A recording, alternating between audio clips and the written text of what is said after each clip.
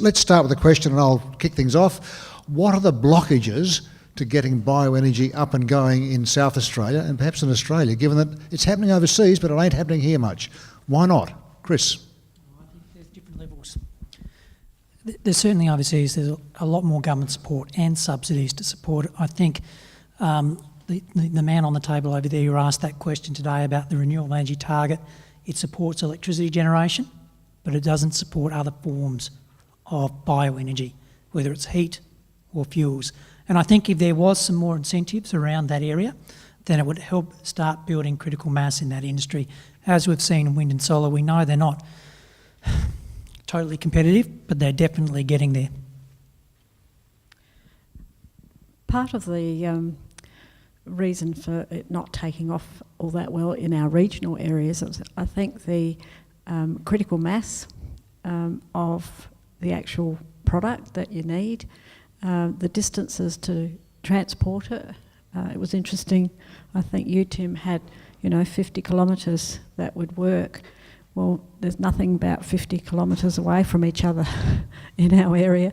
So I think the cost of actually making it happen and that critical mass of economy of scales, I think it might be holding things back as well.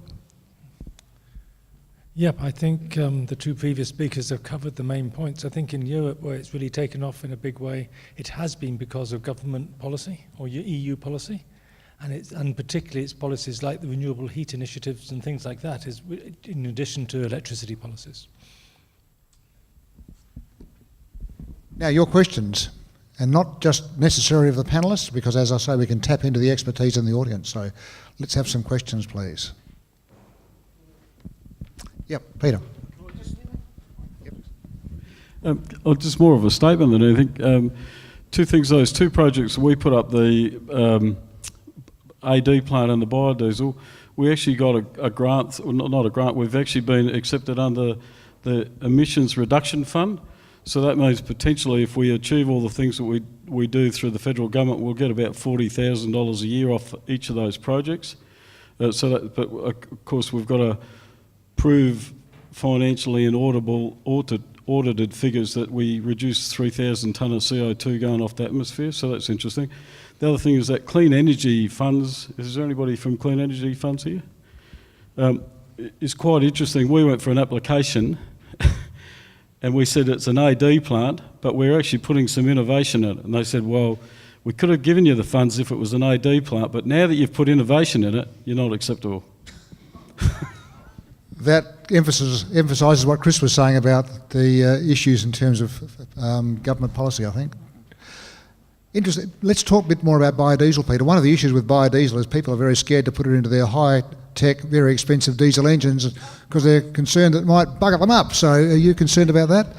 Well, we just bought 15 new trucks and they're Euro 5s, and they've guaranteed us if we make it to the European standards, which we have to prove, of course, that will go into all the trucks, and these are being designed for biodiesel fuels in Europe. Again, Europe are already there doing it. Sorry, Ian McDonald? One of the things I think really interesting is the guy from Scania has just been over to a big conference in Europe, the boss of Scania Australia, and he rang me after he got back and he said, these technologies in local areas are going to be the future. We've got to find solutions for local areas. That's the future of energy. And it was really interesting that he loves our biodiesel because of it's going to be a local solution. So again, I think it just gives Mount Gambier such a big opportunity to be really innovative in these areas. So to put it in our trucks and tractors, we haven't got a problem, supposedly. Thanks, Peter. I was hoping you wouldn't say supposedly. Chris. Sit up there. Look, I just have a small contribution, mate. Peter, could you just come and sit down here, please? I tried to persuade him to come up before, but he was a little bit reluctant, but you can tell he's no shrinking violet. Sorry about that. Good decision. Yeah, gentleman over here. One of the barriers of biodiesel is getting a suitable tax mechanism for the government. And this has been told to us by people within government looking at it. It's all right at a small scale. Once you start doing it at a large scale, you start to impact on revenues. So you need to start thinking about, within your business model, accepting that there should be some kind of excise and how that's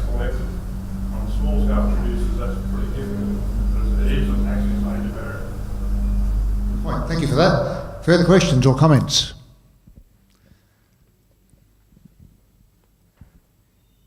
Okay. Yes, Roy. Regarding plantations on farming land, when a farmer wants to cut them down and whatever, what would be suitable uses for them, rather than just piling them up and burning them like they have up to date? Chris, do you want to start this one? Sure, I captured. What was the material? It could be cypress or radiata pine or any form of hardwood. Yeah. Look, I think over time, and it's not immediately available, the technology that people have for bioenergy will become smaller, it will become more compact, it will become more cost effective and modular. And it won't be long before there is that type of technology where in a farm situation they can have their own bioenergy generator that's taking waste like that in a very cost effective fashion. It doesn't need to be transported long distances, and either converting it into a fuel of some sort that can then be stored and used on the farm. I think it's just a matter of time. I don't know if that answers your question. Right, you're talking about biodiesel or something? When you It say might be fuel, biodiesel, it might be bio-oil, it might be some other type of process that takes and converts it into a fuel. At the moment, the types of transformation technologies we have, in some ways, are a little bit rudimentary. A bit like when I had my first knee reconstruction versus my second knee reconstruction. But I won't go into that because there's probably some squeamish people here today. But in the next 10 or 20 years, I think there will be that opportunity that whatever waste you have out there on a farm, you'll be able to feed it into a machine. It'll be like a black box, okay? And that will spit the other end some type of fuel.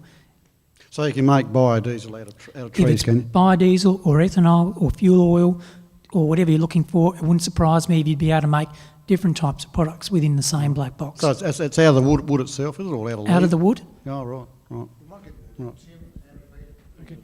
I'll just add one bit to that. I think also there will be an increase in the use of biofuel wood chips at the commercial scale, following the sort of logic that we heard from the Mount Gambier swimming pool. That can be replicated many, many times over.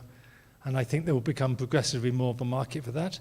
And I think there's also a market for using the wood as chip for your own heating needs. Right. But as it stands at the moment, you don't seem to think there's any real market right at the moment for farm plantations. I originally come from the compost industry, so we're all about getting this waste product back into the soil. Then we've added the value of the other technologies, but rather than burning it and not getting any value out of it, getting it back into the soil is absolutely vital. All that carbon, all that organic matter, the microbiology that feeds the soil, the fungus that feeds the soil, I mean, it's absolutely vital. And that's why our motto is we put life back in the soil. And, to see it burn without getting any of these energy sources out of it is just bloody criminal, Well, I totally agree. It should go back to the soil. But first you'd have to break it down, the chips or something, wouldn't you, from a solid form? Now, you've got some technology that might help here, have you? Oh, I was going to say, come and see me. Right. And Greg Butler, is Greg still here? No, he's not. Okay, because he As was... far as biofuel goes, there are plenty of options out there now in small companies, overseas, as well as some companies in Australia starting to. It's getting down to the point where 10,000 tonnes of material will be enough to run a plant. It's not that far away. Once you have the catalyst, you can then go from doing your biofuels from gas, syngas, and going on to produce other It's things. interesting from our perspective because we were looking at this route ourselves, and so we sent our gas analysis off to our Topso, one of the popular companies in the world that do gas reformation and other products. And they came back after about 6 weeks. They kept in contact the whole time. They didn't actually come back with a suggestion for about 6 weeks because they had it running all around their company. And they were very excited. They said, forget biofuels. You've got the ideal feedstock to make ammonia fertilisers. And it was easier and more applicable to the thing because if you start making biofuels, unless you're only making really small quantities for your own use, the market is such that you actually can't get a fair shake. That's the reality. And I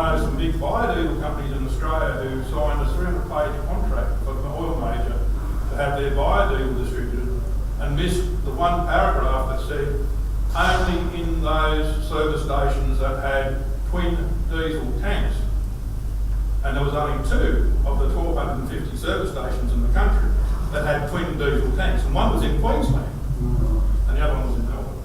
So they signed a thing that said they wouldn't sell to anybody else.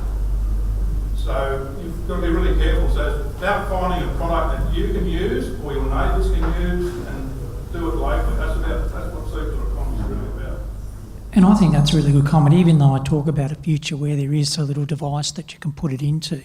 In the interim, one of the stepping stones might be to, like the York biomass energy plant, is to try and start talking to some of your neighbours and see whether they have similar volumes of biomass that you can put together and you can aggregate. One thing I'll say, and just talking about this issue, is that we do live in an economy where there are some very big, large multinational interests that are protecting the market that they have built over a long period of time.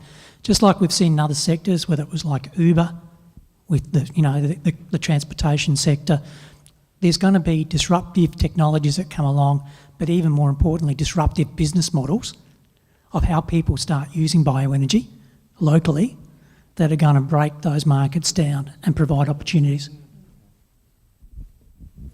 Thank you, Chris. Questions? More further questions? Yes, over here. I've often thought that there's a future in the small plants like sawmills and so on for a Rankine cycle generator.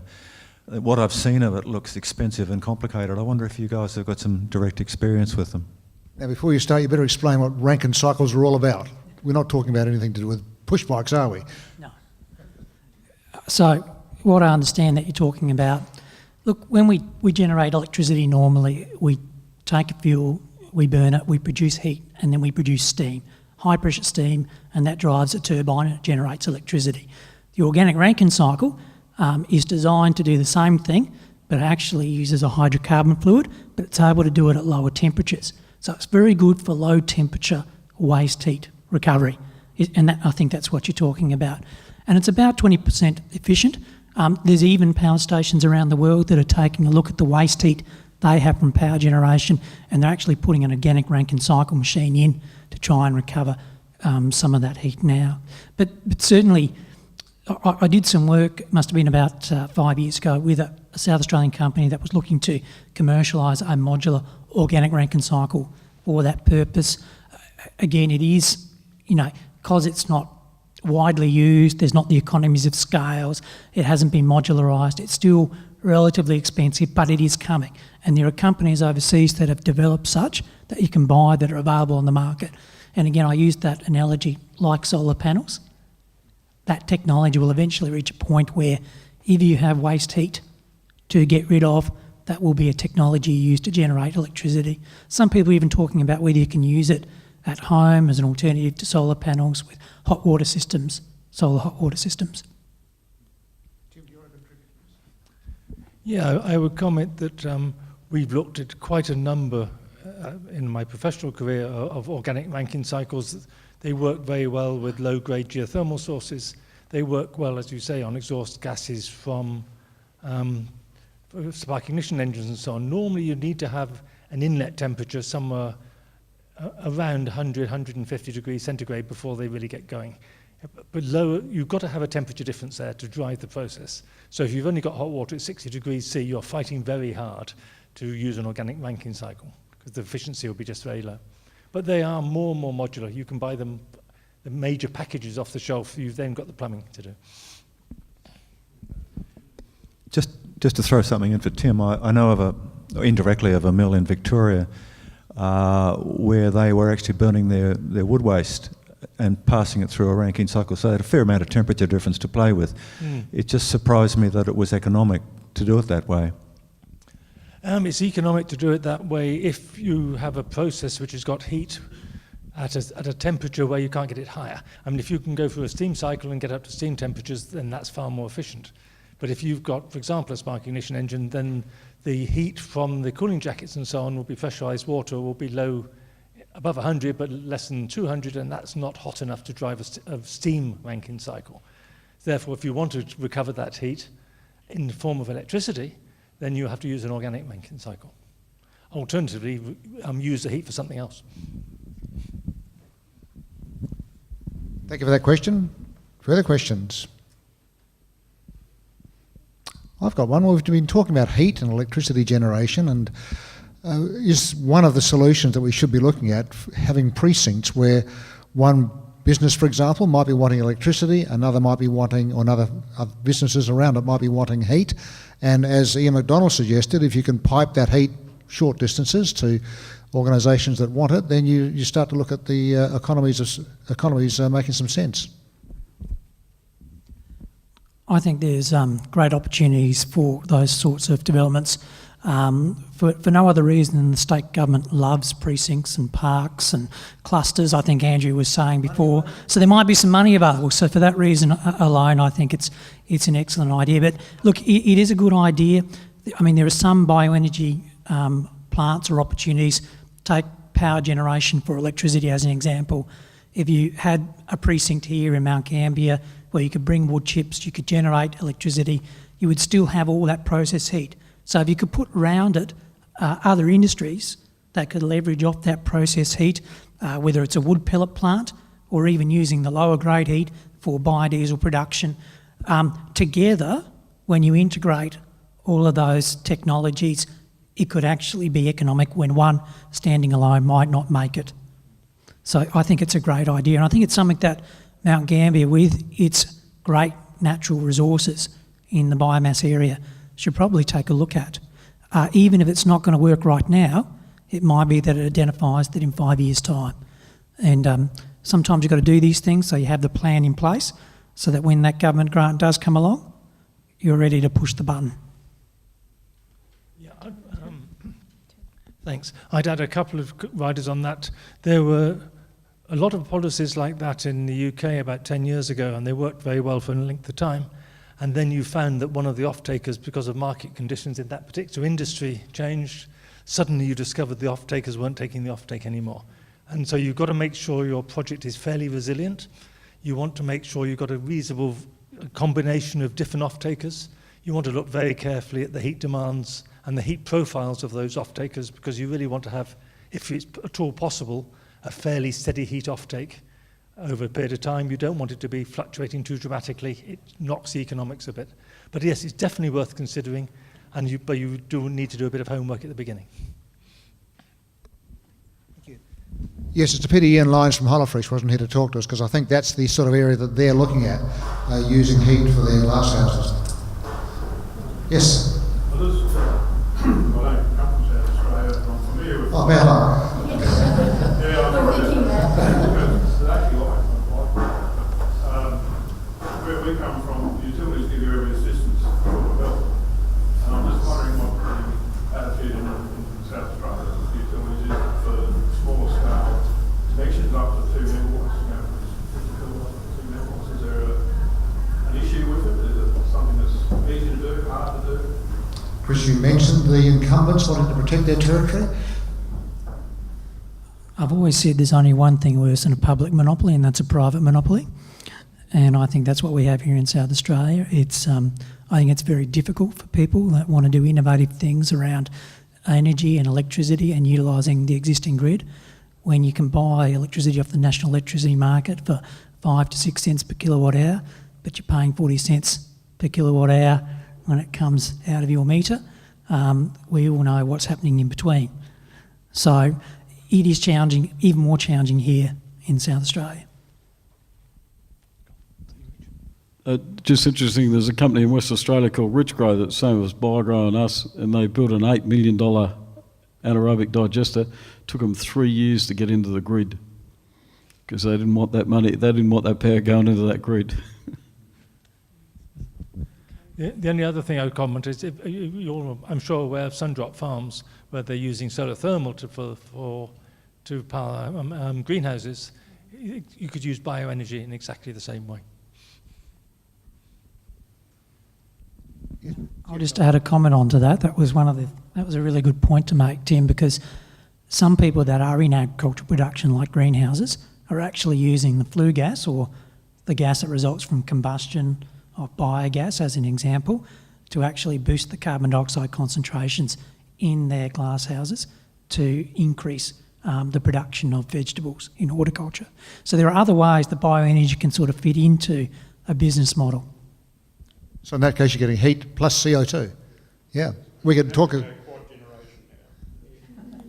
Yeah. Heat, power, cooling and heating. Yeah, okay, the whole bit. Fantastic. That company in West Australia hooked into glass houses and they're growing blueberries in beautiful potting mixes. They've got some of the best blueberries you've ever seen in your life. They're as big as a 50-cent piece, and I've never eaten blueberries that taste so beautiful. Unbelievable. What is it in the compost which causes the flavour? It is interesting, though, talking to big power companies. I know certainly in Western Australia, the company there that runs the poles and wires is very keen to look at chopping off bits at the end of the grid because they're costing them so much money to run. So if somebody can come up with some way of powering those grid ends, they'd be very keen to look at it. And I suspect there are similar situations in South Australia as well. There's a fundamental problem that you run into with that. And that is when you do it, and you can show that you're economic to take that to the grid and produce the power, they say, hang on a minute, they're going to come to the other bits of our lucrative part of the network and out-compete us there, because they can out-compete us out here. And we've run into that. Yeah, that's a pity Terry Callis isn't here at the moment, because obviously that's what he's looking at on York Peninsula, taking a big chunk of the grid and actually powering it with their own renewables on site. Yeah, further questions? Yes, Barbara.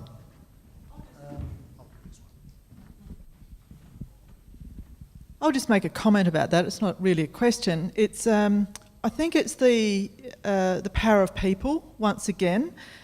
And the more of the conversations we have, and the more people we get interested in this, the more people are going to actually stand up and fight for those rights to actually have that happening to them and be allowed to actually take advantage of those opportunities. So I think that, you know, it's like the little person fighting the, you know, David and Goliath, or however you like to put it. And I think a great example of that is what's happening in the dairy industry now. Like, once people have really good information and start to know what's happening, they care enough. And I'm really happy that they do care enough to actually try and make a difference. Yeah, good point. I guess if we can get a very active local bioenergy group here that's able to produce enough energy to interest the big operators, then we can start doing something. Yep. Thank you, Alan. I just wanted to find out, you're saying that there are going to be changes, that, you know, these blockages or these barriers that are stopping people from implementing some of these bioenergy strategies, it's going to come soon. I wanted to find out, okay, there are blockages like in government policy. How soon is that going to change so that at least it will be lucrative for the community? Any politicians here who can answer that question for us? Erica, you're a politician.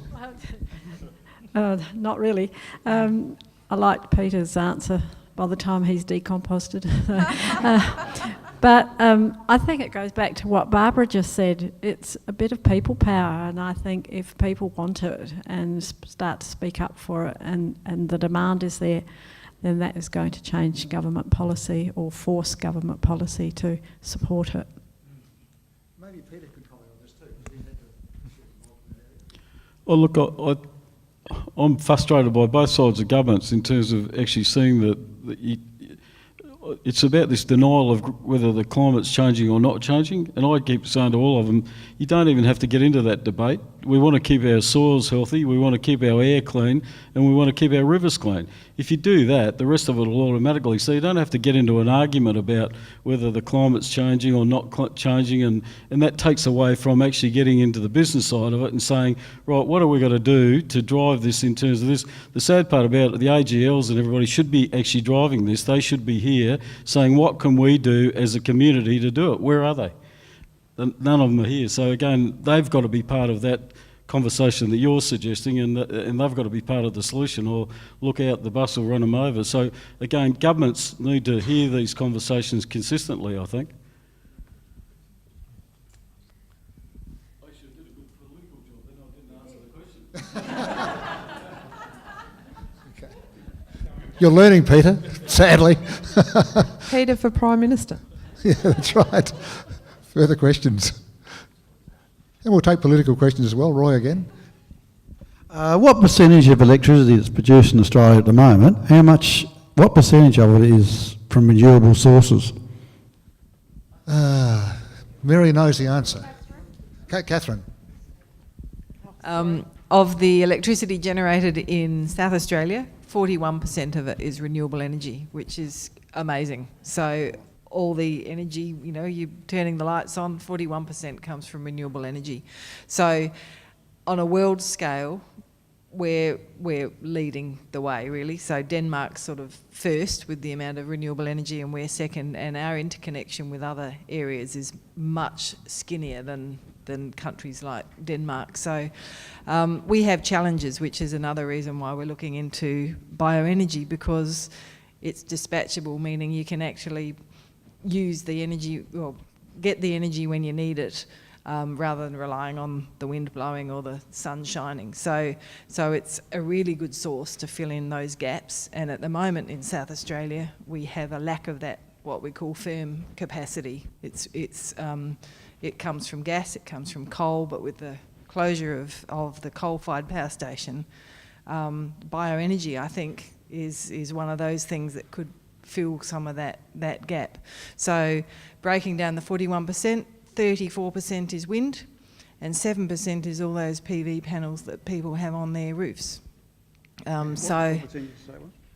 What percentage you say the PV one? PV is 7%. So we've got a big power station on everyone's roofs, basically. So it's an amazing statistic. Right. What percentage was Australia-wide? If New South Wales, I think, is 8% renewable energy. So it puts it in context. Yeah. Going to each state. I don't know, does anyone else? No. I'm not including hydro in my comparison with other states. If you include hydro, it changes, but we kind of call that old existing renewable energy. I'm talking about the new renewable energy, I guess. ACTs? ACT are aiming for 90%, and they're buying that. So I'm talking about not contracted energy, but energy actually generated in the state. So ACT is contracting South Australia for some renewable energy, as are other states. So they're getting their 90% from South Australia, from Victoria, from New South Wales. So the electricity from South Australia is what we generate. And that generation figure doesn't include what comes over your interconnector either. So that kind of skews things a bit, because there's some dirty brown coal that comes over the border that's not part of that percentage. It's just a generation only. So what percentage of that renewable in South Australia is bioenergy? Less than 1%. Well, yeah. Chris. I think one thing I just want to make a comment about, and it is also about government policy and how that might block the opportunity to have large-scale bioenergy generation of baseload power. If it does happen, bioenergy in some ways is a little bit like a coal-fired power station in that it likes to operate regularly. You know, it's got to operate regularly. If suddenly the wind starts blowing and wind energy floods the market, well, the coal-fired power station has got to keep operating. And that's been part of the problem that we've had with, I guess, baseload power generation competing against wind or solar, which can flood the market. It is a market, and so therefore the prices drop. If we have baseload power generation by bioenergy, I think it is going to require some sort of government intervention that almost guarantees that if we build a plant, the investment that is made in it, that a certain percentage of the power that is purchased in this state comes from that plant. Otherwise, the economic model will unwind very, very quickly. All we'll need is a very windy year, and we won't be able to sell very much bioenergy. And then it won't be there when we actually need it, when the wind's not blowing. But it's just a comment again about how government policy needs to be looked at, and that might be one of the interventions that needs to be made to help it happen. Is that possible at the state level, or is policy in that area determined at a national level? That's a good question for Catherine.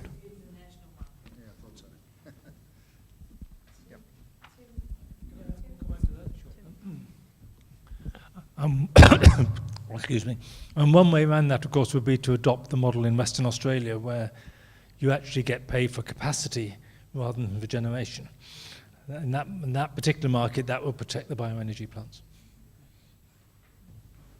But then again, paying for capacity in Western Australia ended up costing them vast amounts of money for power stations that never got used. So, yeah. I guess I was in Tokyo last week at a biopellets conference, and biopellets technology and trading. So, huge expansion happening there. They've got a new feed-in tariff scheme that for pellet type applications in biomass, they're given 24 yen per kilowatt hour, guaranteed for 20 years, flat, or no indexation, which when you work it out on last week's exchange rate is about $295 a megawatt hour. And there's an awful lot of growth predicted in the Japanese market as a result, not only in pellets, but I think in chips and other biomass firing techniques, including palm kernel shells, which seems to be maybe something I don't quite understand, but there seems to be a lot of talk about that. And I guess what I left Tokyo with was a sense that I'm not sure why in Australia, apart from furnaces in the forest, which seems to be one of the risks, certainly in Tasmania where I'm from, the Greens' view of bioenergy is, I think, skewed in certain places.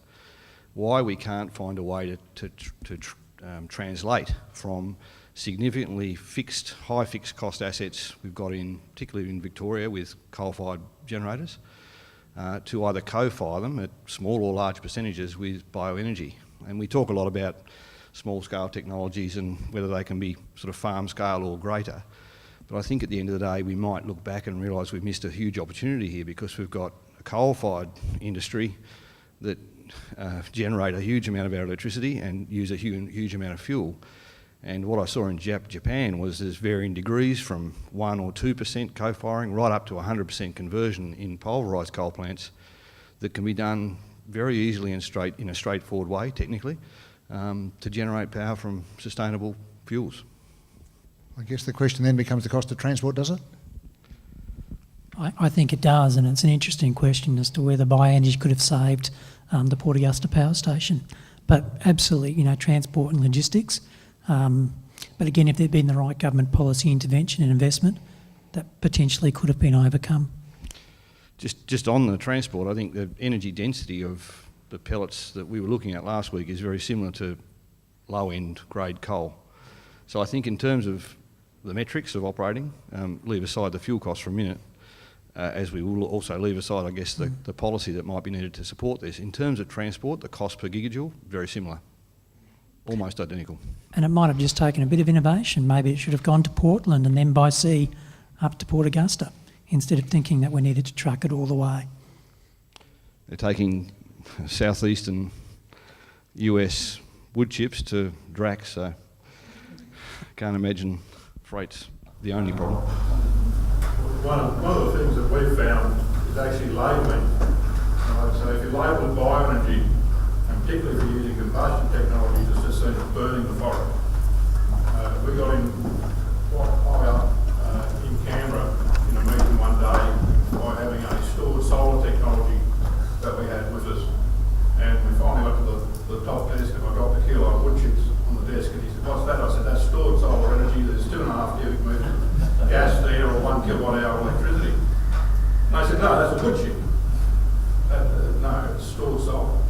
And it's surprising, just in terms of when you're talking to people, if you talk about stored solar, and that's what biomass is, it's stored solar and it's naturally stored solar, that you do get a difference in attitude and a change in how they view it.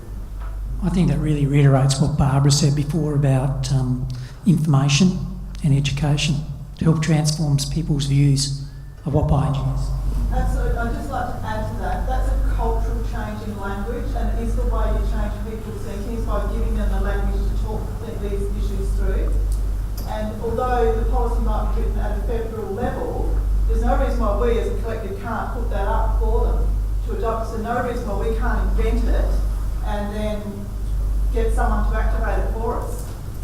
Yep. It's amazing how they find their way. Community action. Sadly, coal is also stored solar, isn't it? But we won't talk about that. Another question over here. try and segue into this a little bit. Coal's a pretty dirty fuel. There's lots of sulphur dioxide, lots of nitrous oxides, other bits and pieces that I probably don't understand fully and know about, but they're pretty potent greenhouse gases. How do the technologies that we're talking about here compare with the conventional technologies that we're using for our fuels on that side of things? You know, do these methane engines actually leak 10 or 20% methane into the air, or do they burn more cleanly than alternative fuels? What's the net result for the environment, in other words, Chris?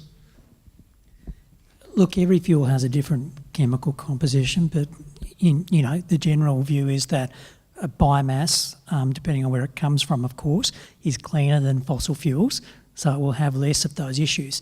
But all modern plants that involve combustion of these types of fuels have very sophisticated pollutant control systems now that mean that those types of emissions, whether it's particulates or oxides, are either minimised or removed, along with very strict regulatory requirements. There's some waste-to-energy plants that are built in Europe and America now, and they're built right in the middle of cities. In fact, I was just having a discussion with someone, and I was noting that on the video that Terry gave today, that important thing about an architecturally designed bioenergy plant. I think if you're going to do anything these days in our community, you need to get the social licence. It's got to look good. There was this waste-to-energy plant I saw in Copenhagen, Denmark. It looks like an ice palace and it has a ski slope. And it's right in the middle of the city. So there's no problems. The technology is there to deal with it. I think in South Australia we have this very long memory about incinerators we used to have at hospitals. And I think people's views of incineration are in some ways a bit tarnished by that, as well as, the old home wood-fired heater, which caused lots of smoke and lots of pollution in the past. I don't know if anything to add to that, Tim? Yeah, I'll add just a fraction to that. On one of the pictures, the slides I showed was a waste-to-energy plant in New Haven, which was right in the middle of a middle-sized town, probably the size of Mount Gambier. And again, they made it architecturally quite attractive. And there were a number of films like that. Chris is quite right. There was a legacy issue of old incinerators. And that, after a period of time, once you've got 10 or 20 modern energy from waste plants going, that memory tends to go. And they're finding it far easier to get public support for new ones than they were for the first ones. I'd also comment that the coal ones, that there's a lot of other issues around the coal. There's a lot of issues around the coal mining as well. It's just the coal is a dirty fuel. Did that answer your question? Yes. Great, thank you. And maybe that'd be a good opportunity for you to have a little pilot plant here in the middle of Mount Gambier, operating away so people could actually see it. Could I add something to that, please? Yeah, sure. Thank you. In particular, with regard to greenhouse gases, one of the things we promote with what we do is that the methane is 21 times to 25 times worse than carbon dioxide. And by running an anaerobic digestion plant, you're actually saving that methane that would otherwise filter out through landfills or even compost. Compost does give off methane as it's made. You're actually capturing that and then burning it, converting it to CO2, which means you're getting a 21 times advantage. So it really is quite a potent method of dealing with greenhouse gas emission within a country. Quickly, before we get to this next question, Peter, did you want to respond to that in terms of how much greenhouse gas emission you're saving by what you're looking at? I'll just make a smart-ass comment. Obviously, you went to the wrong composting site and produced the methane. I have a question. So you're absolutely right. I think that's where our technology in composting has improved, the aeration systems we're putting in place and so on and so forth, compared with what I did when I started 40 years ago. But also the compost industry and the Landfillers Association are about to put out a joint letter together to all the ministers for this election to say that we want to get rid of organic waste out of landfills because they can only capture 30, 40, 50%, it depends who you're talking to. So we're trying to actually get that as a policy in this upcoming election. Like always, it's going to be difficult to get it out. Derek, you might like to comment, given that now the Western Council has a large meatball industry, and you've got the sale yards producing lots of organic waste at the moment.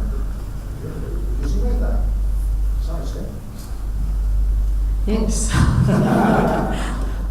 But I'm not really sure what we're doing about it.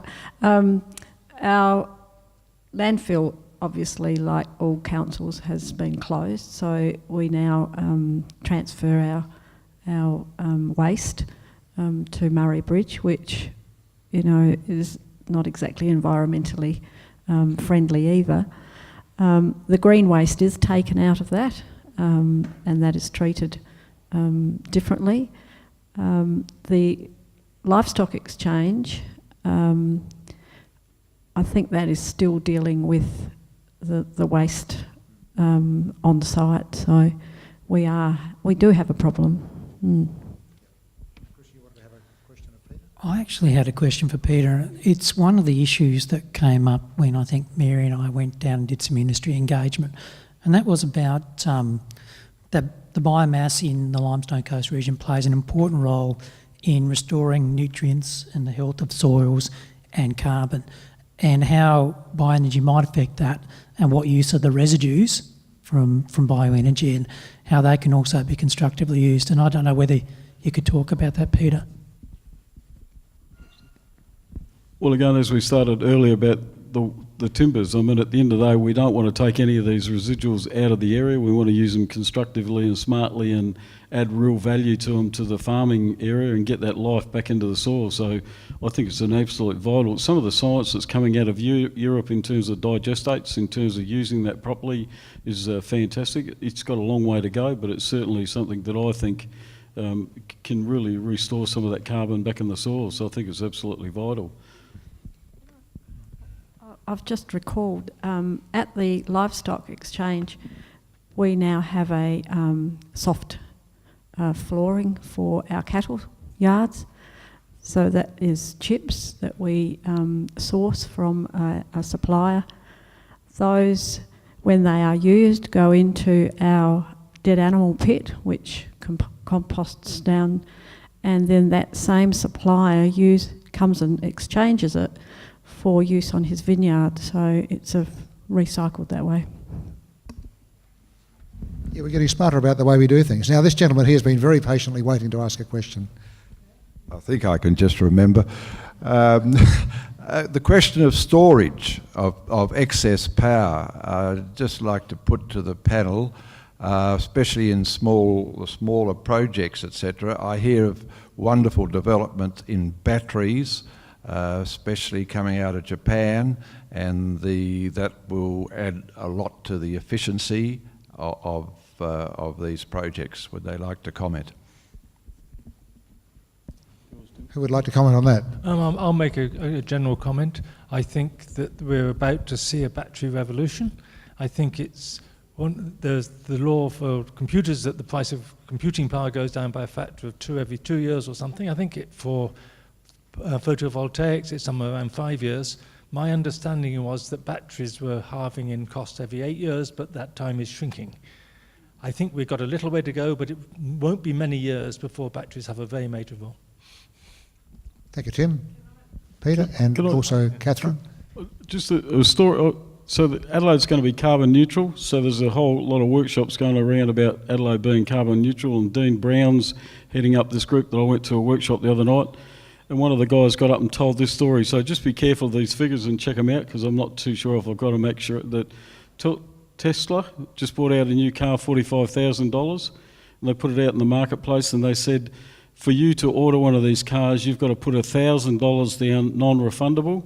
550,000. I think it is refundable, actually, but Sorry? Anyway, it is refundable. Yeah, but that's okay. They're still putting the money down. This is what I was told. So 550,000 people put down a $1,000 deposit, $50 million, which I think it was $25 billion worth of orders. Never before in the history of cars has anything ever happened like this. And the gentleman that was telling the story said, "Look out, the revolution's happened. This is a green battery, energy thing that's happening." So, I mean, that's an unbelievable story in terms of batteries and cars and environmental.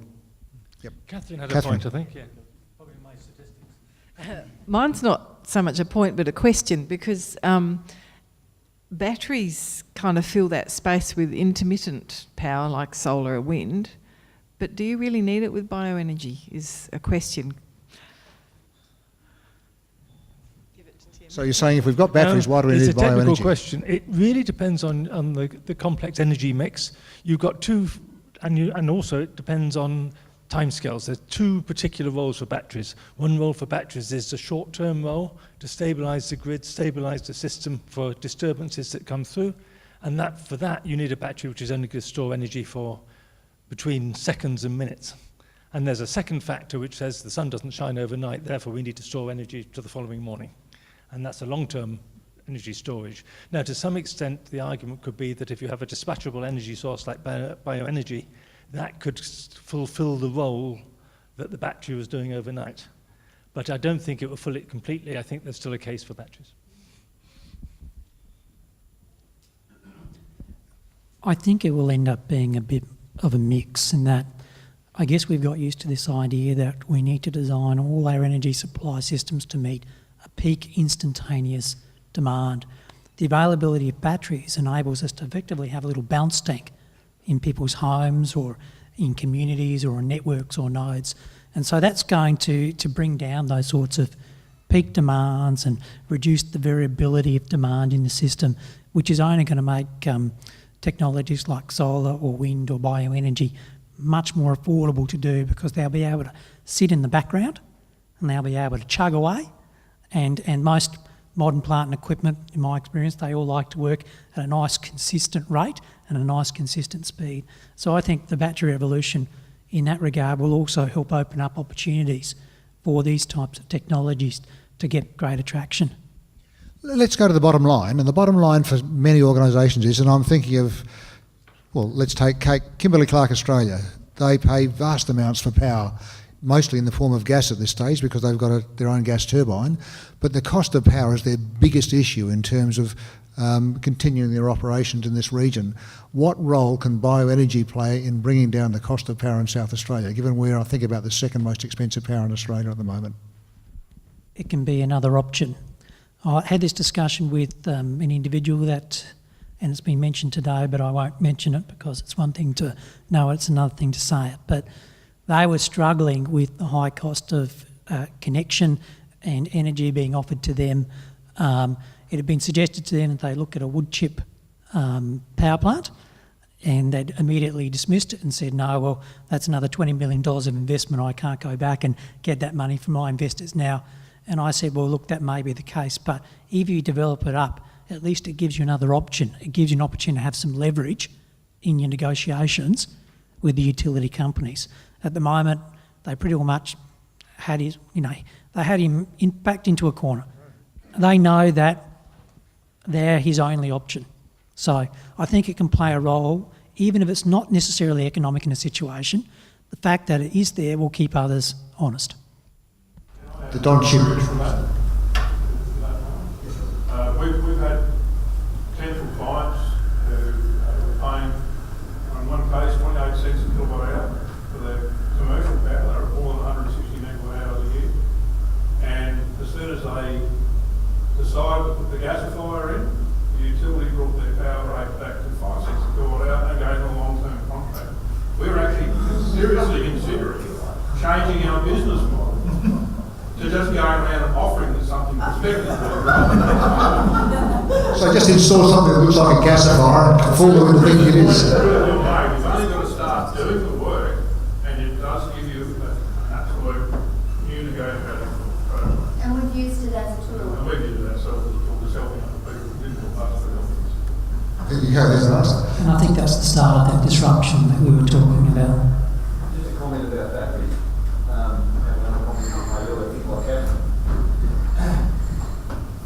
I guess don't forget that the best battery in the world is hydro.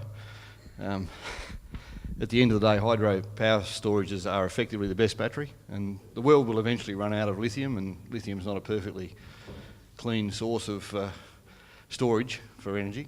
I guess that's the first thing. Second thing is it worries me that we're starting to differentiate renewables as old and new, particularly when we talk about old being hydro and new being these other things. I think they may be more exciting, but hydro's got a place, and I think both on the mainland and in Tasmania, a very important place, given it's effectively the best battery on Earth. Maybe apart from trees.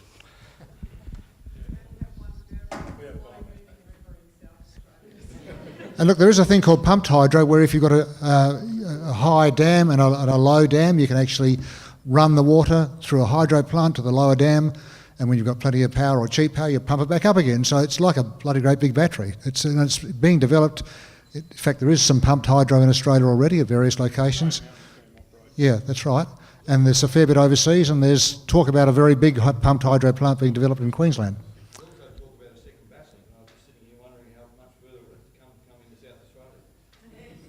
Right.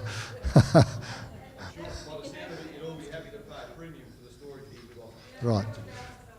Look, we're very close to our end time. Let's have one more question. Does anybody have one more question? Yep. I've been experimenting for years on various forms of energy. I'm a farmer from Glenroy. Can I ask the panel about the fourth state of matter? There's been no mention of it today. Solid, liquid, gas, plasma.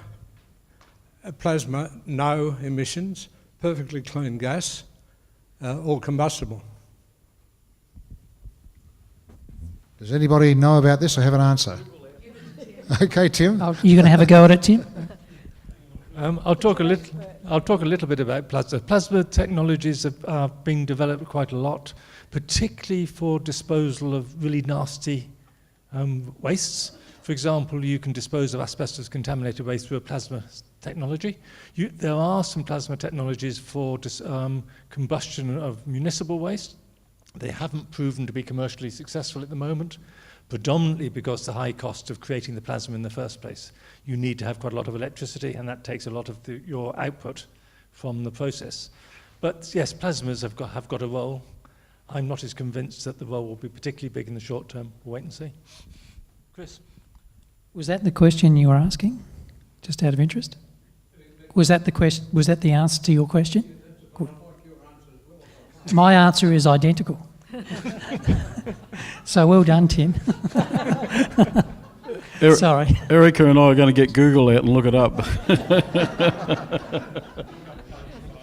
That was the sort of the trick question out of left field, I think, and a good one, Ian. Well, look, I think that's a good point to finish. Looking at technologies that we haven't even started developing yet, and there's obviously a huge future for renewables, old and new.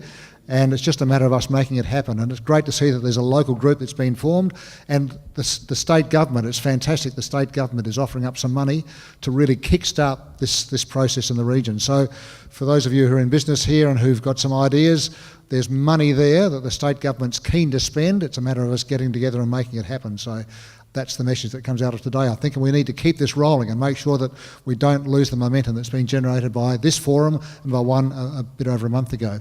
Catherine, would you like to finish off with a few words? Spoil the choice. I've created plasma in the farm workshop at Glenroy, and the first experiment was a big explosion.